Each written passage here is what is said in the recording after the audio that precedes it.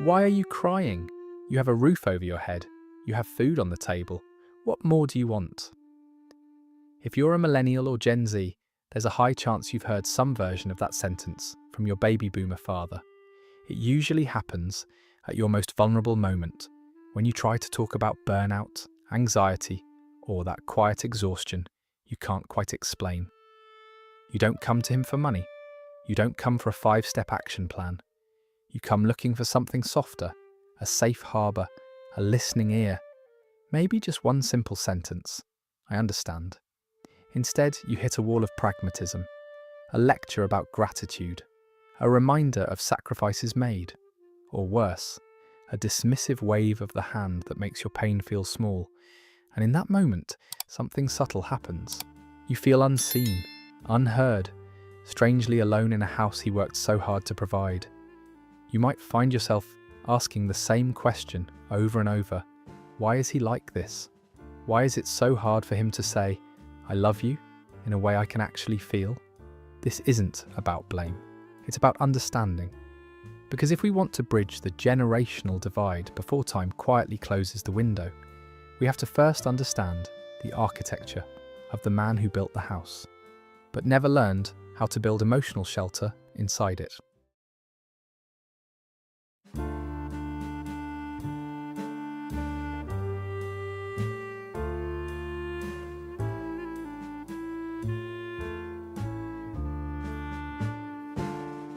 To understand your father, you have to travel back, before him, before the suburbs, before the steady paychecks, before the lectures about gratitude.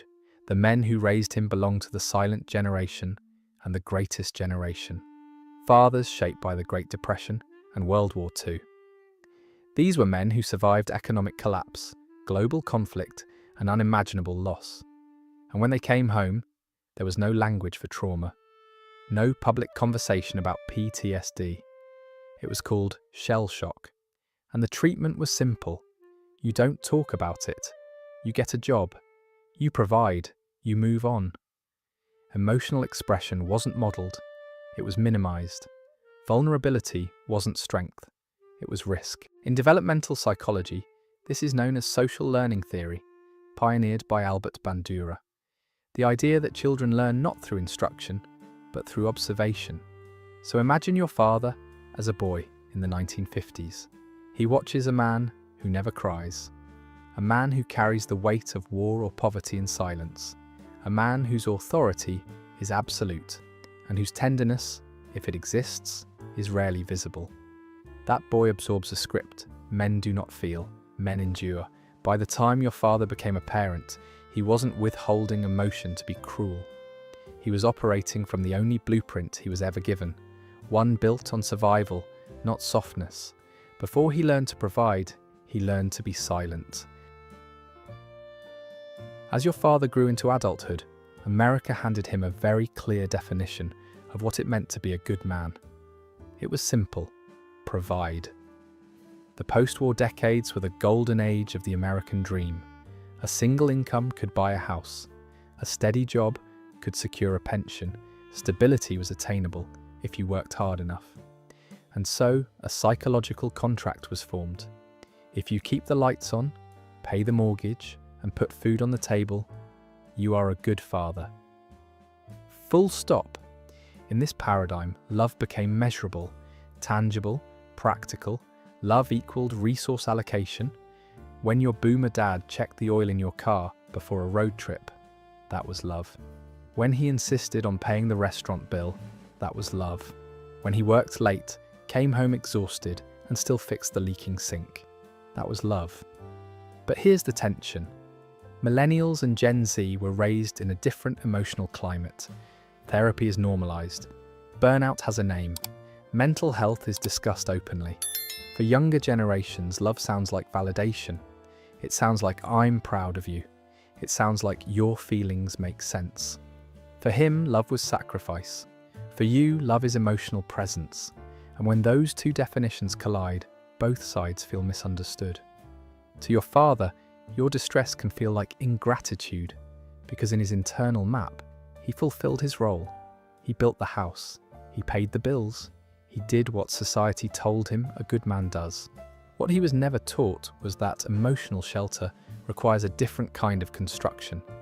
And so he kept building in the only currency he trusted: provision. Here's the part that's hardest to accept. Your father may not be emotionally unwilling. He may be emotionally untrained. Emotional literacy, the ability to identify, name, and regulate feelings, is not instinctive. It's taught, modelled, practiced, and for many men born between 1946 and 1964, it simply wasn't part of the curriculum. Psychologists sometimes use the term alexithymia to describe difficulty identifying and describing emotions. It doesn't mean someone has no feelings. It means they struggle to translate internal sensations into words. Anxiety becomes stress, grief becomes fatigue, fear becomes irritation. On top of that, many boomer men developed what attachment theory would call avoidant tendencies. Vulnerability felt unsafe. Independence felt safer. Emotional intensity felt overwhelming, something to shut down rather than lean into. Now compare that to younger generations, who grew up hearing words like trauma, boundaries, triggers, self-awareness. Emotional nuance became part of everyday language. Therapy became normalized. Feelings became discussable. So when you approach your father with carefully articulated emotions, I feel burnt out, I feel unseen, I feel overwhelmed, you may be speaking a dialect he never learned. It's not that he refuses to understand you, it's that your fluency highlights his limitation. And that gap between your emotional vocabulary and his emotional survival training can feel like a canyon. Not because there is no love, but because there was never a shared language to express it. You call him after a brutal breakup, or after a week where work feels unbearable. Your voice cracks. There's a pause on the other end of the line, and then it comes. Have you tried talking to your boss? Just get back out there. Make a plan. Within seconds, he's offering solutions, steps, strategies, logistics, and you feel it again, that quiet frustration. I don't need a plan. I need comfort. But here's what's happening beneath the surface. When you express intense emotion, your father likely experiences a spike of his own internal discomfort. Sadness feels chaotic. Anxiety feels unsolvable. Emotional pain has no clear endpoint. But a problem? A problem can be fixed. Psychologically, shifting into problem-solving mode restores control. It transforms something messy into something manageable. Instead of sitting in vulnerability, which may feel threatening or unfamiliar, he moves into action. For many boomer men, this reflex was reinforced for decades. Broken appliance? Fix it. Financial setback? Work harder. Flat tire? Replace it. Emotions, in that framework, become mechanical issues waiting for repair. So when he tries to fix your feelings, he isn't dismissing you on purpose. He's loving you the way he was trained to survive, by turning pain into a task. It just doesn't feel like love in the language you speak. On the surface, your father may look steady, grounded, unshaken. But beneath that calm exterior, many boomer men were shaped by decades of quiet, chronic anxiety. They grew up under the shadow of the Cold War, where nuclear annihilation was not science fiction, but a televised possibility. They came of age during the cultural upheaval and moral confusion surrounding the Vietnam War. The world felt unstable, authority felt fragile, the future felt uncertain. And in unstable times, rigidity can feel like safety. Add to that the immense pressure placed on men to succeed financially. Masculinity was measured by endurance, by stoicism, by the ability to absorb fear without showing it. Therapy was stigmatized. Depression was weakness. Anxiety was something you powered through. Over time, that unprocessed stress doesn't disappear. It calcifies. It becomes irritability, control, emotional distance. Now fast forward to retirement. The job ends, the title disappears, the paycheck slows, and suddenly the identity that anchored him for 40 years, provider, protector, problem solver, begins to wobble. For many boomer fathers, retirement isn't relief. It's an identity crisis. Without work, who am I? Without being needed financially, what is my value? That question can be terrifying. So when he clings tightly to routines, opinions, or authority within the family, it may not be about dominance. It may be about stability. Underneath the firm tone and practical advice is often something far more fragile. A man who was never taught how to sit with fear, only how to outrun it. At some point, you may have wondered, is he a narcissist? Maybe he makes your choices about him. Maybe your career path feels like a referendum on his success as a father. Maybe, when you set a boundary, he hears it as betrayal. It's important to be precise here. True narcissistic personality disorder is a clinical diagnosis marked by pervasive grandiosity, lack of empathy, and a deep need for admiration across contexts. Not every controlling or self-centered father meets that threshold. But many boomer fathers carry what psychologists sometimes call narcissistic wounds. If a man's entire identity was built on being the successful provider, the stable pillar, then his child's life becomes intertwined with his self-worth. Your achievements affirm him. Your struggles can feel like threats.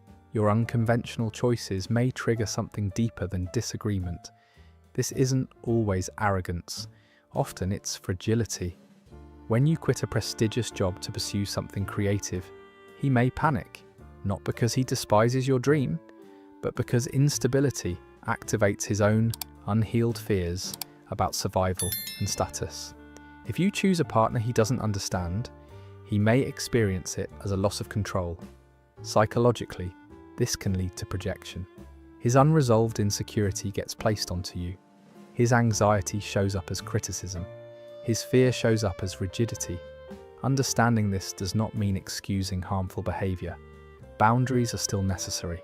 Accountability still matters, but it reframes the narrative. Instead of, he's trying to control me, the lens shifts to, he's trying to protect an identity that was never allowed to be vulnerable. And sometimes, what looks like narcissism is really an old wound defending itself. There is a kind of grief no one prepares you for. It's not the grief of losing a parent. It's the grief of realizing you may never have the parent you needed. At some point in adulthood, many millennials and Gen Z children reach a quiet, painful awareness. He may never say the words. He may never initiate the emotional conversation. He may never become the version of dad you imagined in your most vulnerable moments. And that realization hurts. Anger often comes first, frustration, distance. But beneath that anger is something softer, sadness. A mourning process for a relationship that feels incomplete. Psychologists sometimes call this ambiguous loss. The person is physically present, but emotionally unavailable in the way you longed for. You're not grieving a death. You're grieving a possibility. You might catch yourself thinking, why can't he just change? Why can't he meet me halfway? But growth requires tools, and he may not have been given them. Part of emotional maturity isn't just understanding your father's limitations, it's grieving them. Allowing yourself to feel the disappointment without turning it into bitterness. Because when you stop waiting for him to become someone else, something shifts. You begin to relate to him as he is, not as the fantasy version you hoped for. And strangely, in that acceptance, there can be a quieter kind of connection. Not perfect, not cinematic, but real. Understanding your father does not mean erasing yourself. Empathy is not the same as self-abandonment. One of the most powerful tools here is something psychologists call radical acceptance. Accepting reality as it is, without trying to force it into what you wish it were. Radical acceptance doesn't mean approving of harmful behavior. It means recognizing the limits of what is likely to change. If you're waiting for a cinematic apology, tears, long speeches, sudden emotional fluency, you may wait forever. But connection doesn't always require transformation. Sometimes it requires translation. Boomer fathers often open up more easily side by side than face to face. Drive together, fix something together, watch a game. Shared activity lowers emotional threat. When hands are busy, defenses soften. You can also validate his core identity strategically. Ask for practical advice. Acknowledge his sacrifices, not to inflate his ego, but to signal respect in the language he understands. At the same time, boundaries matter. You can say calmly, "I appreciate your advice. Right now, I just need you to listen." You can limit conversations that become critical or dismissive. You can protect your mental health without punishing him for his limitations. Bridging the divide is not about meeting him where he refuses to move. It's about meeting him where he is without leaving yourself behind.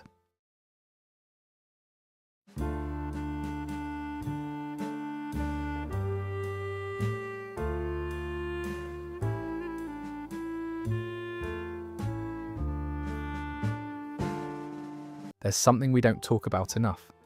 The baby boomer generation is aging. Hair turns grey. Doctor appointments become more frequent. The man who once felt immovable begins, slowly, to slow down. And whether your relationship is close, strained, or somewhere in between, time is moving. You may never get the perfectly worded apology. He may never become emotionally fluent in the way you wish, but there is still a window. A window for smaller moments, for quieter understanding, for sitting in the same room without trying to win an argument that began decades ago. Breaking generational cycles doesn't always mean forcing the older generation to transform. Sometimes it means becoming the emotionally aware adult they never had the chance to be. It means recognizing that he gave you everything he had in his emotional wallet. It was just a different currency. If this video helped you see your father, or yourself, a little more clearly, you're not alone. Leave a comment and share your experience. These conversations matter. And if you want more deep dives into the quiet, complicated parts of the human heart, subscribe to the channel. We're building a space where understanding replaces resentment, one story at a time. Thank you for watching.